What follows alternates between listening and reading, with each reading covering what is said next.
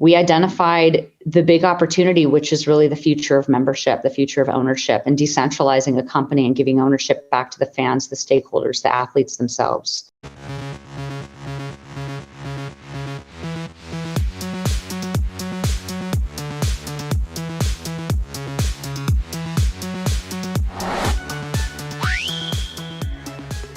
Okay, welcome to this year's first diffusion of the year. What better way to open it with a pioneer from not just the open metaverse, but within one of the biggest brands to have entered the space, a first mover. Often we kind of talk to founders about their founder experience. Well, here we've got somebody that's doing that within a very large company with a huge amount of history to be protective of, and yet doing some really pioneering things. So today we've got Global VP at Adidas Three Stripe Studios, Adidas's Web3 initiative, Erika Wykes-Sneyd. Welcome, Erika.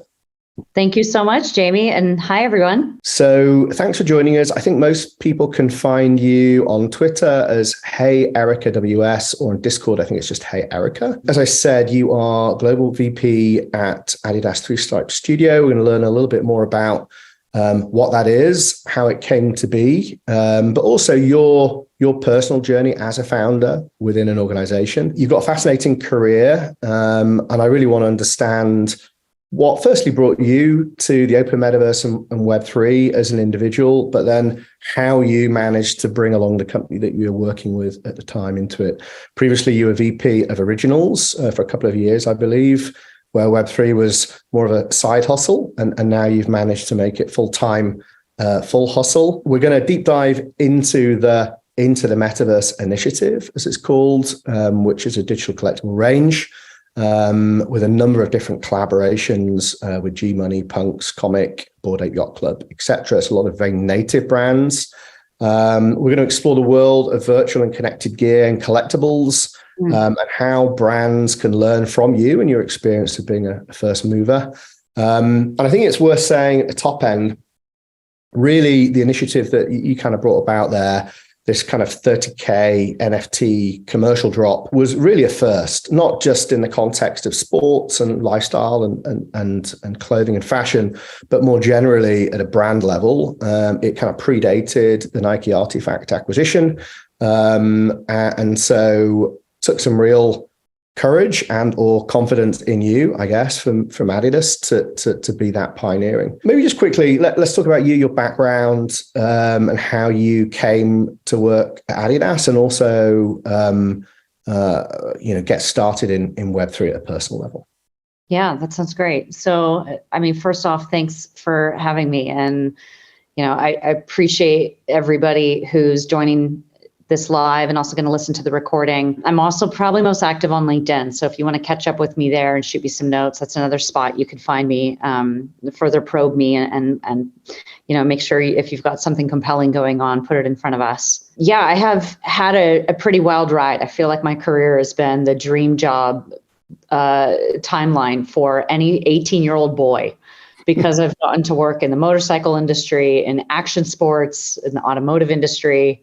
I did get a chance to run over and lead the PlayStation 4 launch which was Greatness Awaits, and the PlayStation 4 console, which was when I really started to understand our passions and how deeply those connect to commerce and the power of gamification. Then from there, I got into accelerated tech, where I was at Google helping to build pre-monetized solutions for shopping. Emerging business development was a space where we helped stand up for the first time. How could all of the creative canvas of Google become something that would solve real world solutions for brands and for customers? Way before thinking about how are we going to turn that into an ads business. I did get to go to Uber, and I had an interesting jump over at Uber because they hired me right around the time the delete Uber crisis was trending, which I thought at the time was a bit of career suicide. I got to do quite a bit of deep dive into what was the emergence of the shared economy. And I now think we're moving from the shared economy to the owned economy, an ownership economy. And so I had a really early front seat, being able to dive deep into the psychology and really the new governing values and principles that establish that shared economy, which Uber benefited from, as well as Airbnb and many other building that industry. From there, I went into peer-to-peer, which is where I was at PayPal and Venmo. Got a deeper understanding of fintech, but also learned a lot about how the structures around the financial market just aren't working for us today, and started to see a lot of these parallels, the same pains and challenges that were holding back access to opportunity, which is why people were jumping into wanting to become drivers for an Uber platform or a host at Airbnb, as well as trying to move money around the world. I could just see there were so many barriers to access to opportunity that were popping up. While I was at PayPal, I did help establish the positioning for cryptocurrency in the app. And it wasn't until I joined the Three Stripes brand and got to dig deep in understanding that a brand that is as iconic as Adidas can have a huge role in helping popularize and bending trends. And I thought, if there's one trend that really needs attention bent towards it, it is the ability to put creators and builders and athletes, the ones doing the work, in the center of remuneration and the center of this new ecosystem, which is really the underpinning of blockchain, being permissionless and enabling ownership. And so for me, I was like, wow, that's a powerful move. And if a brand that has a role in bending pop culture can popularize this space and make these values famous and make them accessible and understood outside of just the tech sphere, I could see how that could also catapult Adidas in this new wave, and Web3 is that new wave. So that gives you a bit of a guiding journey and how these maybe dots that don't seem to fully connect, because I feel just that same renegade spirit when I was running a motorcycle brand, today running Three Stripes Studios, but working in Web3. Yeah. And so my follow-up question was going to be, why were you the right person to make that happen? But I think actually listening to your kind of career history really explains that. And certainly in how we look at the open metaverse, in that it is both a kind of cultural, technological, but also financial revolution and movement. And I think actually your CV kind of ticks all three of those boxes, right? So I'll save some time with that question. So maybe let's fast forward to the initiative at Adidas, specifically this studio. How did it come about? Was it something that was top down, or was it something that you took to leadership and management and said, look, we've got to do this? And how did you make that argument? Yeah, it really happened it was very early on when I joined the brand. And this is, you got to almost take a step back and think about the context. At the end of the day, I call myself a brand strategist. I'm really a forever student of culture and trying to study what are the emerging values and figure out how to apply the emerging values, what's going on in culture, to how businesses can help win those emerging cultures and connect. I think people talk about hearts, minds, and wallets, but I feel like that is just my natural sweet spot when I'm in flow. What had happened was Tesla started to accept payments of, I think it was cryptocurrency, maybe it was Dogecoin or Bitcoin, Ethereum for Teslas. And it was a tweet that went around and kicked off a really big email chain inside the company. And when you're new to a company, I think they tell you to sit back for 90 days and really observe and learn a lot about the business. But if there's something I learned from working in startups and technology, especially accelerated tech, you've got to also roll up your sleeves at the same time and quickly build relationships and see, what are people working on? Where's their passion? Where's the opportunity lie? The brand of Adidas was definitely number 2 in all the markets. Yet they created the industry of the sporting goods industry years ago. So they have all of the right in the world to be a pioneer, a boundary pusher, being one to enable access to opportunity. What ended up happening was I knew already enough about gamification, the power of unlocking people's passions when you really connect with gamers' hearts and emotions in a way that PlayStation did for the launch of PlayStation 4.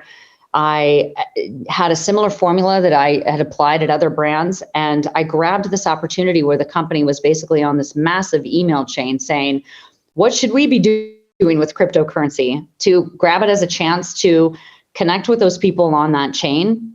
A lot of them were SVPs and VPs, just asking the question, and also recognizing that this wasn't going to be tops down. Because a lot of what's happening with emerging cultures, it comes from the grassroots, it comes from the bottoms up. And typically the frontline workers are the ones who have a better understanding of how it can be applied in a credible way for a brand, far more than the board or anyone sitting in the C-suite. So that was my chance to set up an open innovation pitch. We called it a task force. I structured almost like a brief, found some individuals to help us kickstart a really scrappy side hustle inside Adidas that was agnostic from what team we were working on. And within that, we started to explore the opportunity spaces of Web3 and how they could connect to culture and essentially a manufacturer brand like ours. Through that, I mean, it was within the first 6 months, within the first 4 months, we identified the big opportunity, which is really the future of membership, the future of ownership, and decentralizing a company and giving ownership back to the fans, the stakeholders, the athletes themselves, the players. We still are holding true to that. And I think we laugh because when we see some of the major corporate brands now coming around and launching what they're launching, maybe with Starbucks program and loyalty program, we're like, yeah, we feel like that move is validated. And we saw that early on in the stages of some of our ethnography work. I mean, quite frankly, why me? I think it was because I had this opportunity to know how to be a maverick inside a large company and organization. It wasn't about me. It was really my position was to empower and close the like connection between the C-suite executives, this brand that needs to be pioneering again, and frontline workers, folks that really understand culture. And I could speak both languages to be able to close the gap and help this company find the slipstreams to connect where it has its rightful place to be and remove, I think, some of the red tape and bureaucracy that sits in large corporate organizations. So some of that was using my clout and authority that I had as a vice president. You know, I'll use it when I need to. But a lot of it was also just, you know, really learning across my career journey how to move things faster through an organization and make sure that, you know, your checks and balancing along the way to bring along tax and treasury and legal and finance and, you know, the board and the supervisory board when needed. Yeah, I really want to say, like, I give kudos to the teams. There's quite a few people who have also since left Adidas to go on and work in Web3 that were part of that first task force.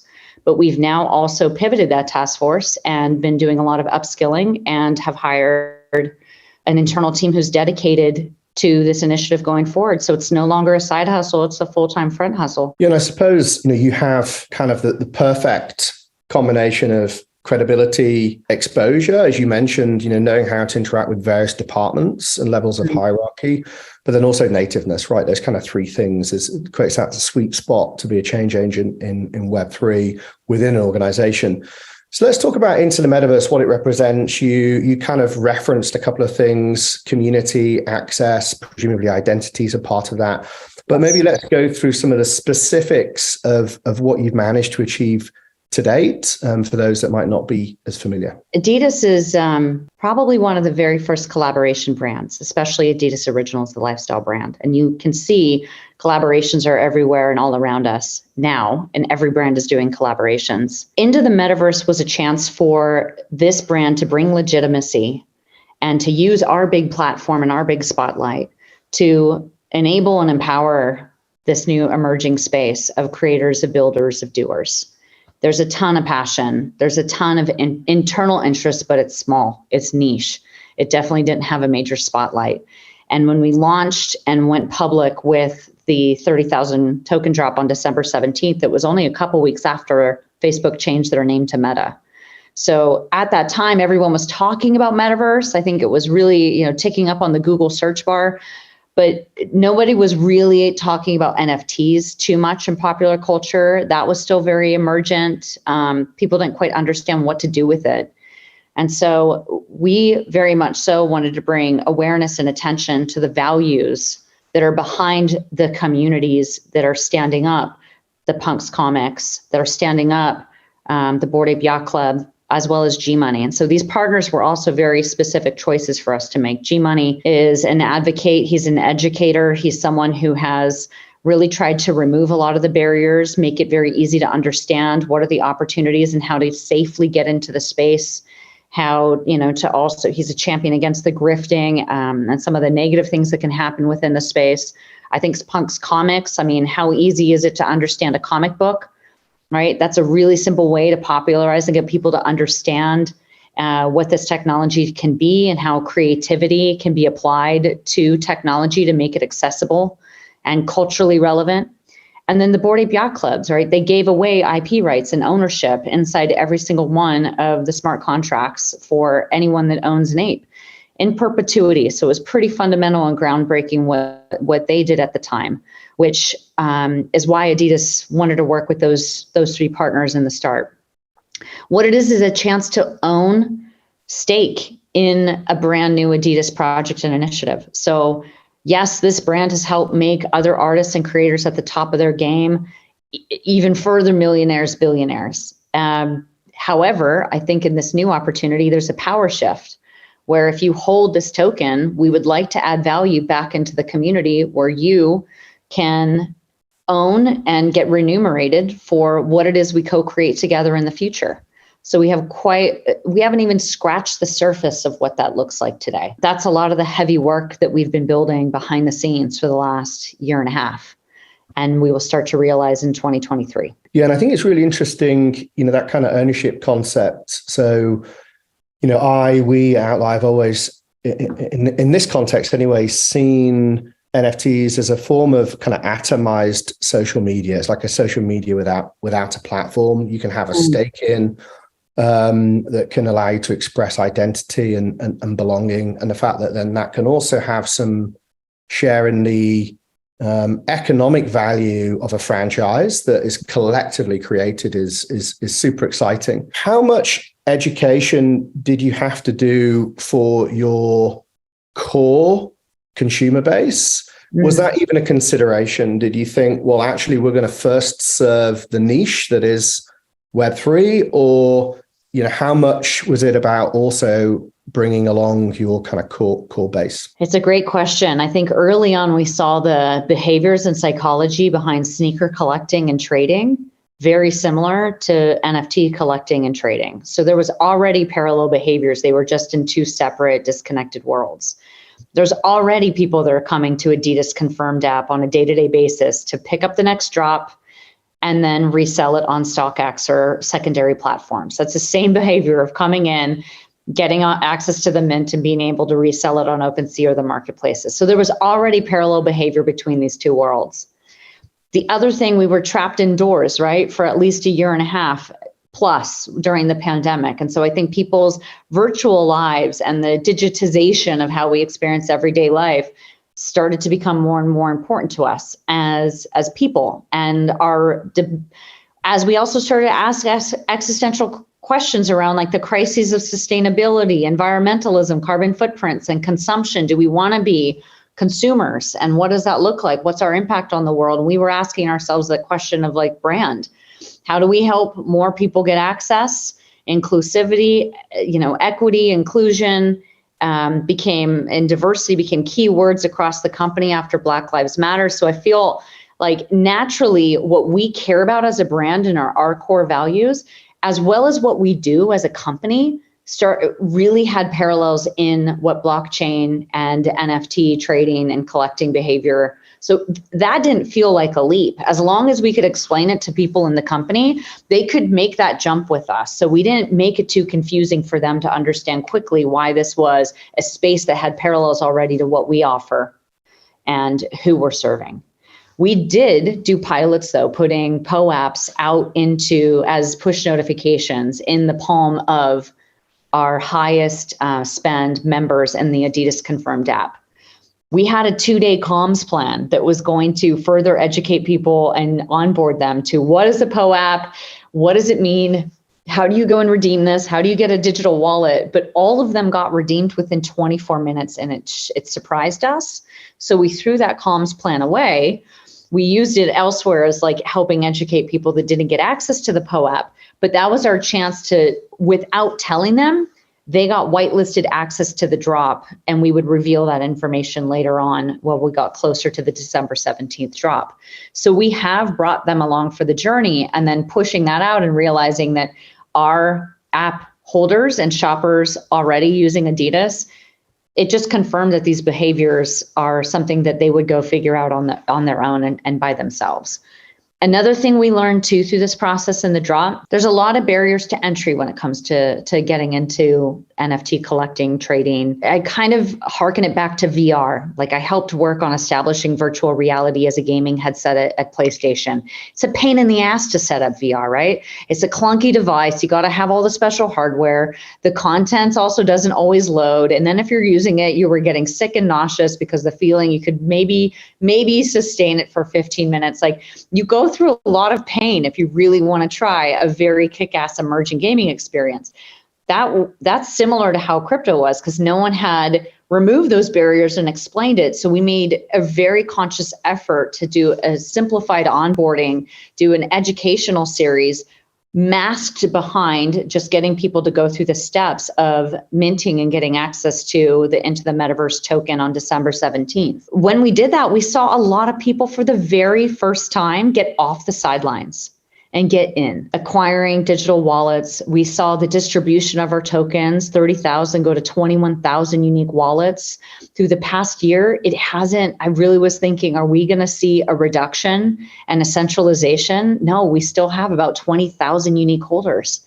And I'm really proud of that. And I think it's because we did a very conscious effort of making sure more people could have access that wanted to get in, but didn't necessarily know how.